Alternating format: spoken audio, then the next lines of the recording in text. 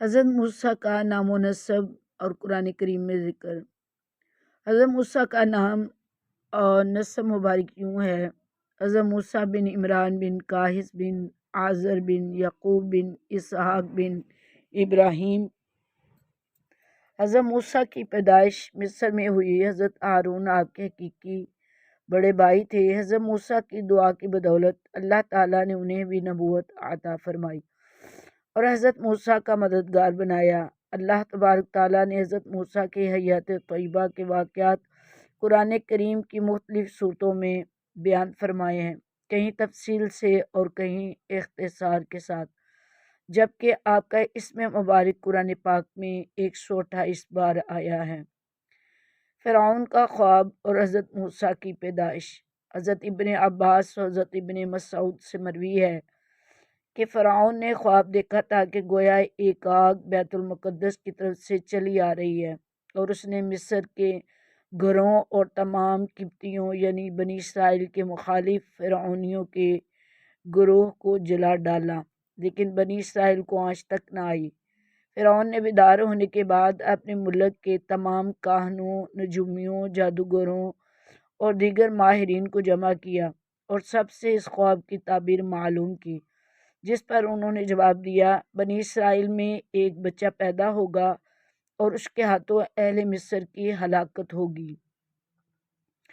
ابن کثیر: نیز بنی اسرائیل کے ہاں بھی شروع ہی سے یہ بات مشہور تھی کہ ان میں ایک بچہ پیدا ہوگا جو بڑا ہو کر فرعون کا تختہ الٹے گا اور بنی اسرائیل کے پاس مصر کی باغ دوڑ آئے گی۔ یہ خبر فرعون مصر کو بھی اس کے درباریوں نے پہنچا دی تھی، لہٰذا اس خواب کے بعد وہ مزید فکر مند ہو گیا اور اس نے حکم جاری کر دیا کہ بنی اسرائیل میں پیدا ہونے والے تمام لڑکے قتل کر دیے جائیں۔ اس حکم کے بعد فرعون کے حواریوں اور اس کے سپاہ نے ہر ممکن اقدام اٹھا لیا کہ کوئی نومولود لڑکا زندہ نہ بچ پائے، لیکن اللہ کے فیصلے اٹل ہوتے ہیں۔ دیکھتے ہی دیکھتے بنی اسرائیل کے ہزاروں نومولود بچے ذبح کر دیے گئے۔ پھر ایک وقت وہ آیا کہ جب قبطی سرداروں نے فرعون سے کہا کہ اگر بنی اسرائیل کے لڑکوں کا اسی طرح قتل عام ہوتا رہا تو ہمیں آئندہ خدمت گار ملنا مشکل ہو جائیں گے، اور پھر ہمارے یہ کمتر، گھٹیا اور غلیظ کام کون کرے گا؟ اس پر فرعون نے حکم جاری کیا کہ 1 سال چھوڑ کر بچے قتل کیے جائیں۔ انہی حالات میں حضرت موسیٰ پیدا ہوئے۔ نجومیوں نے فرعون کو اطلاع دی کہ بچہ پیدا ہو چکا ہے۔ اس اطلاع نے فرعون کو بدحواس کر دیا اور اس کی سپاہ نے گھر گھر تلاشی شروع کر دی۔ حضرت موسیٰ کے بھائی حضرت ہارون سال امان میں پیدا ہوئے تھے، جبکہ حضرت موسیٰ قتل والے سال میں پیدا ہوئے، مگر اللہ نے ان کی حفاظت کا سامان اس طرح فرمایا کہ ان کی والدہ پر معمول کے مطابق حمل کے آثار ظاہر نہیں ہوئے، جس سے فرعون کی چھوڑی ہوئی دائیوں کی نگاہ بھی نہ پڑی۔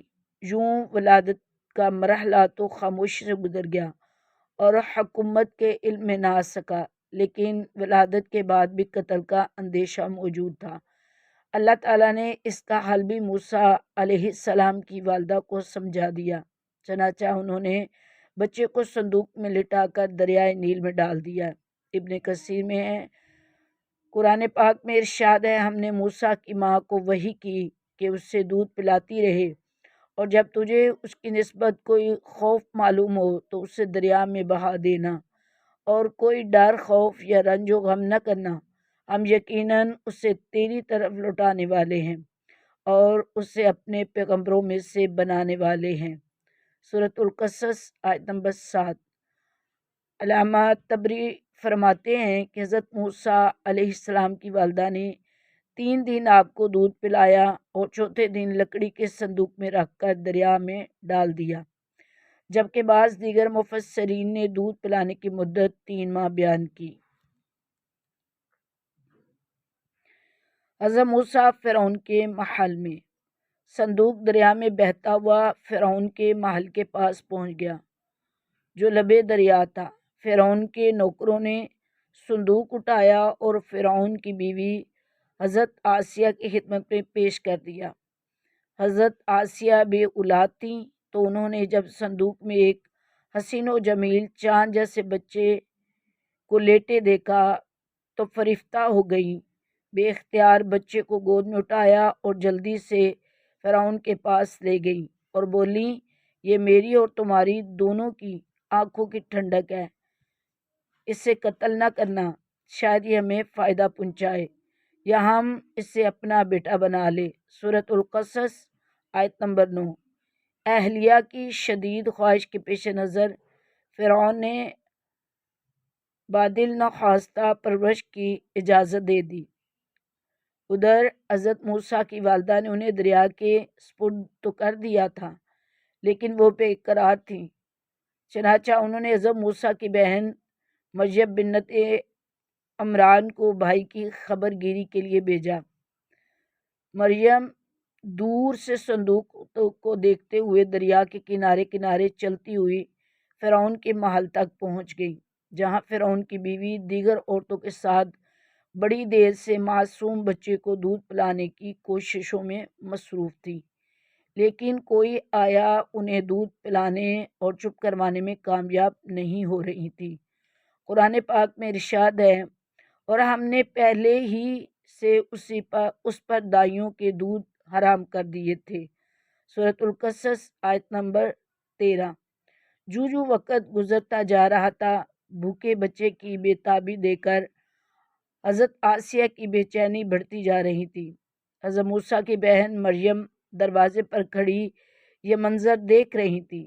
بالآخر بول پڑی، کیا میں تمہیں ایسا گھر نہ بتاؤں کہ جو تمہارے لیے اس بچے کو پالے اور اس کی خیر خواہی سے پرورش کرے۔ سورہ القصص آیت نمبر 13۔ فرعون کی بیوی کی خواہش پر مریم جلدی سے جا کر اپنی والدہ کو محل میں لے آئیں اور حضرت موسیٰ نے فوری طور پر اپنی والدہ کی چھت سے لگ کر دودھ پی لیا۔ یوں اللہ نے آپ کی والدہ سے کیا ہوا وعدہ پورا کر دکھایا۔ ارشاد باری تعالیٰ ہے، تو ہم نے ان کو ان کی ماں کے پاس پہنچا دیا تاکہ اس کی آنکھیں ٹھنڈی ہوں اور وہ غم نہ کھائیں اور جان لیں کہ اللہ کا وعدہ سچا ہے، لیکن اکثر لوگ نہیں جانتے۔ سورۃ القصص۔ حضرت آسیہ نے حضرت موسیٰ کی والدہ سے التجا کی کہ وہ محل ہی میں ٹھہر جائیں اور اس بچے کی پرورش کریں، لیکن حضرت موسیٰ علیہ السلام کی والدہ نے انکار کر دیا کہ میرے شوہر اور بچے پریشان ہوں گے۔ اس پر حضرت آسیہ بچہ انہیں دینے پر مجبور ہو گئیں۔ پھر اس نے بچے کے لیے وظیفہ بھی مقرر کر دیا۔ یوں اللہ کی شان دیکھیے کہ جس بچے کے خوف سے فرعون نے ہزاروں بچے ذبح کروا دیے، وہ بچہ فرعون ہی کی زیر نگرانی اور سرکاری تحفظ میں پروان چڑھنے لگا۔